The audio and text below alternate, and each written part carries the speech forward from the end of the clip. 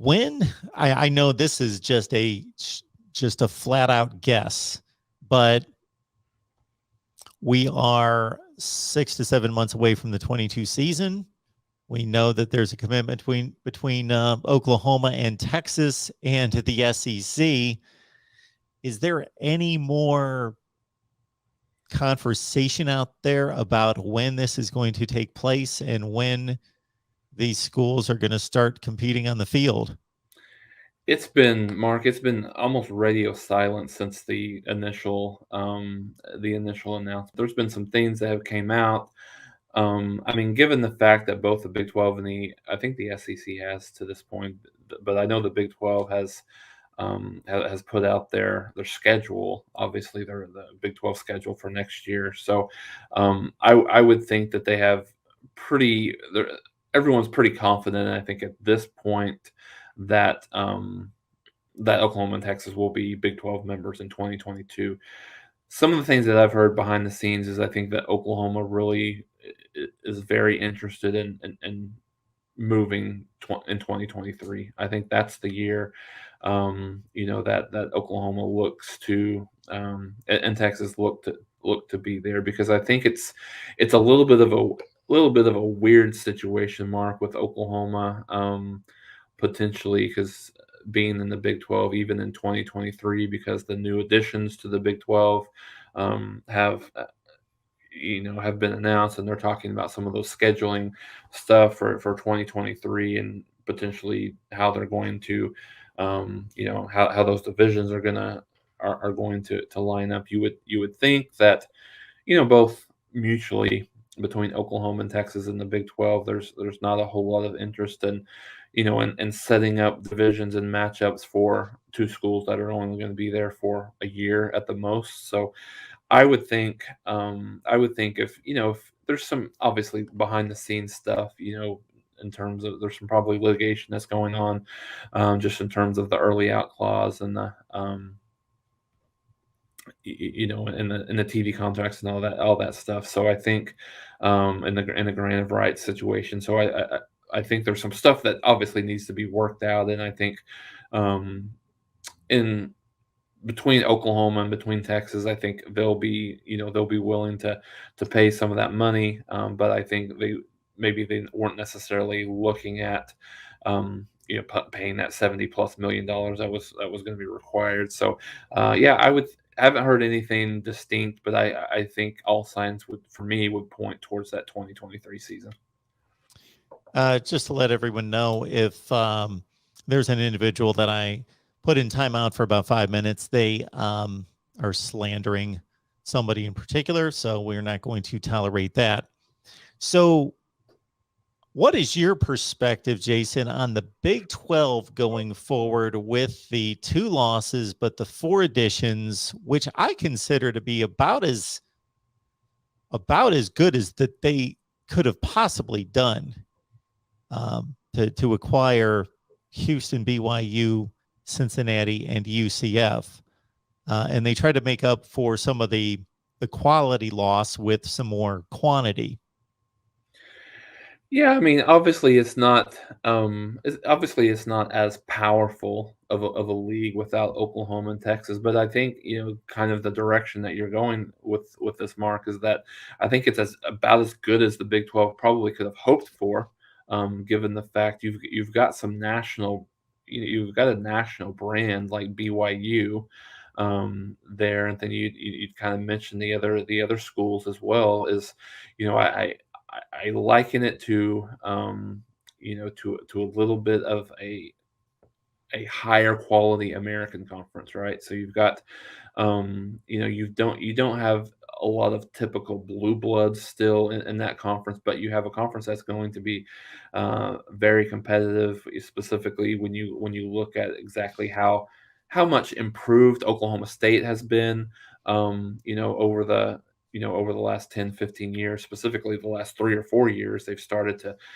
churn out a couple of double-digit win seasons, in a row, and then you've got Iowa State that has become a much better program. So I think it's as good as, they could have expected. Is it a good enough league to have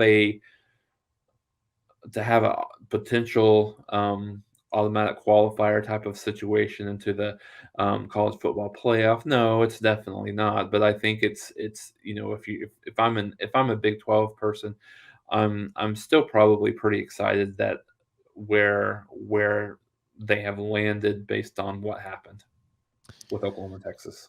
To run the numbers on the performance of those four schools against Power Five teams over the last 5 years, they have fared well. They have fared reasonably well. I'm not talking about domination. I'm talking about they have been competitive with Power Five teams.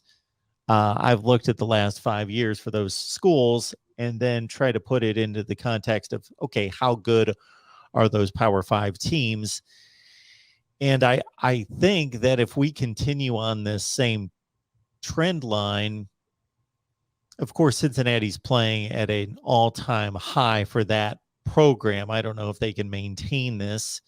They're going to have certain recruiting advantages or benefits being in the Big 12 that they didn't possess before. And I think Houston in particular can certainly sell the Big 12 because they've got arguably the greatest wealth of high school football talent within 20 or 30 miles of downtown than just about anywhere in America.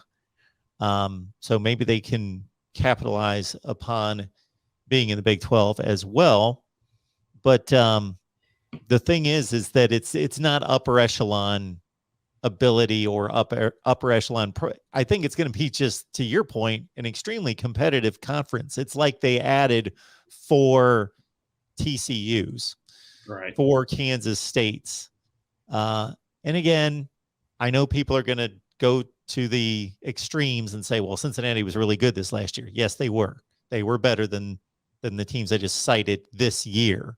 Mm-hmm. But over the course of time, I think they pretty much added 4 teams that would generally go 7-5 a lot in a Power 5 conference and 500 in the conference, and certainly not embarrassing or in any such way, but it's not going to bolster the league from a playoff standpoint. It's going to be competitive to watch, and we're not going to know who's going to win the games from week to week. I don't know if it's going to put the league in a place where it's going to compete in a better sense toward a national championship or playoff appearances, though. Yeah, no, you're right, Mark, and I think it'll be interesting to see when when the playoff expansion gets done, because it's going to get done. It's just a matter of when. Interestingly enough, it looks like it's the ACC that's kind of holding it up, which is very bizarre in nature. Just the ACC seems to be, to me, that would be the last. The last league aside maybe the Pac-12 that would be against expansion. But I think whenever right now the way the league, the way the playoff situation works right now, I mean, you're not going to, aside from a situation that Cincinnati had this year, an undefeated regular season. So if you're Oklahoma State and you're undefeated and you win a Big 12 championship game, you got to probably have a pretty decent chance. If you're Iowa State, but now if you're Houston, if you're another one of these schools, BYU's an exception as well. They'll probably be in there. So I think that will be interesting to see if there's no expansion here, which it doesn't look like ahead of the 2023 season, what that looks like, because what the respect or lack thereof of the Big 12 happens if Oklahoma and Texas do indeed move to the SEC in 2023, what that might potentially look like. Whereas you had a lot of respect for the Big 12 with what Oklahoma's been able to do, and even to a certain degree Texas, kind of based on their name. What does that respect look like moving forward? Is it a Cincinnati situation in which you have to have kind of a perfect storm in order to make the playoffs, or is it somewhere in between, not necessarily a perfect storm, but not the same respect that the Big 12 had previously got? Yeah, Texas certainly is going to have to up its game considerably to compete in the SEC. They were a mess for most of last year. And the Big Ten, they announced just a few weeks ago that they are considering eliminating divisions, and they've reworked the schedule for this season coming up that had some very slight changes to it that seem to be in favor of some of their power teams. And then they are also talking about and have been upfront about not just eliminating the divisions, but reducing their conference schedule from 9 to 8 games.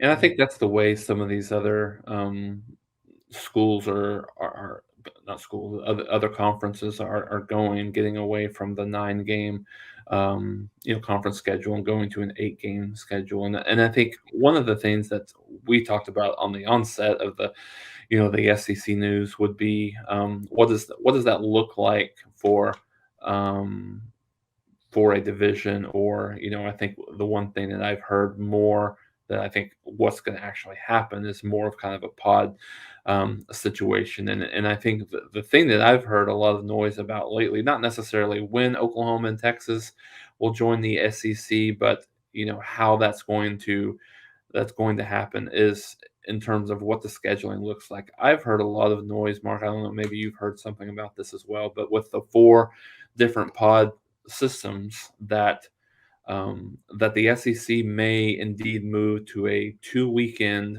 SEC championship, where you have sort of a semifinal game between Pod 1 and Pod 2, and then a semifinal game between 3 and 4, and then you come back for a one the next weekend, or maybe a couple weekends after that. So I think when you think about that, there's a lot of things that kind of come to the forefront when you think about that.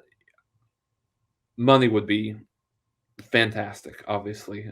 The SEC is obviously already the premier conference. You throw in 2 semifinal games on one weekend and a championship game, the money will be absolutely through the roof. But how do the coaches and players feel about that, having to play?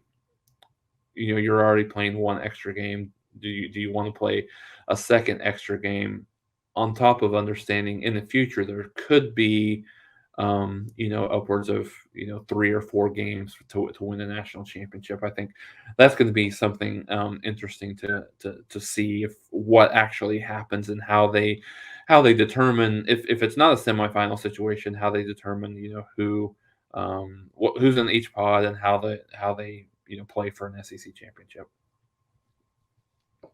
I would think the way to take that and make it workable, and to your point, they're playing so much more football that the regular season would have to be reduced. Mm-hmm. That if you reduce the regular season considerably, let's say by 2 games, because not only is there going to be an expanded playoff format within the conference, but a possible 12 to 16 team, probably a 12 team, possibly the 12 was proposed for an 8 team. Regardless, about 3 games required to win a national championship. So, of course, you're in your SEC playoff to get to the national playoff to win the championship. So, if you're looking at having to play 5 additional games after the regular season, well, I would think you knock games off the regular season, and then you do what the Big Ten, I'm trying to think if the Pac-12 did this. I think the Pac-12 did it as well. I think you just knock 2 games off the regular season minimum, and then on the SEC playoff weekends, you have the other teams play, and you base it on seedings, and they play games. And I think that keeps the interest of, let's say it's the first weekend and you've got 4 teams. So you've got Oklahoma, LSU, Alabama, and Texas A&M playing in the playoff in the SEC semifinals. And then you see the rest of the teams, and it becomes kind of a interesting series of matchups between Tennessee and Texas, and Mississippi State and Missouri, whomever. Anyway, I think there's an amount of intrigue if you can play those games in such a way that leads into the semifinals. Now, when you're talking semifinals and not just a conference championship game like we had with the Big Ten and the Pac 12 in the COVID year, then it's kind of tough to fit in other games that kind of work as you got too many games and you're not going to play games in your conference opposite the conference championship game. So I guess that would need to be worked out. Maybe play some Friday games. I don't know. Yeah. But I thought that was interesting to do it that way, to keep those fan bases interested, to give them a kind of a wild card game of, okay, we're not going to know until the last game of the regular season who we're going to play next week. Mm-hmm. Yeah, no, you're right. I think it's going to be very, very interesting to see the changes within just the schedule, the 12-game schedule. The prospect of playing an additional 3 or 4 games. Does that cause teams to shorten their conference schedule, to your point, or does it, what does it do to the schedule? What does it do to the non-conference scheduling? Like, a lot of those things are going to be interesting to see what that format ends up being. And I think, obviously, I think the hesitancy from some of the conference commissioners has been just the kind of the flood of realignment that Oklahoma and Texas kind of started here. So once that settles down, I think you'll probably get more of a solid chance of understanding what the playoff situation might be. But I think there's definitely going to be a lot of changes on how conferences and what the scheduling strategy actually looks like. So it'll be very interesting to watch, and I think I think we're all in agreement, whether you're for it or whether you're against it. It's going to happen here at some point. But I think to one of the comments that we had earlier, Mark, whereas getting fewer teams there, I mean, at the very least, it gives the opportunity to have more teams to have an opportunity. Not necessarily saying that the Final Four teams in the games will be more competitive than they've been in the past. That's obviously not necessarily the case, but you've got teams that get hot at the right time, and so they've lost a game or two early on in the year, and they don't have an opportunity, to play in that game. And now, it gives them the opportunity, and then I think we'll see a lot more competitive, quarterfinal games, or of the first 12 teams that are in those first 3 or 4 games. I think will be much more competitive than what we've historically seen from these Final Four games.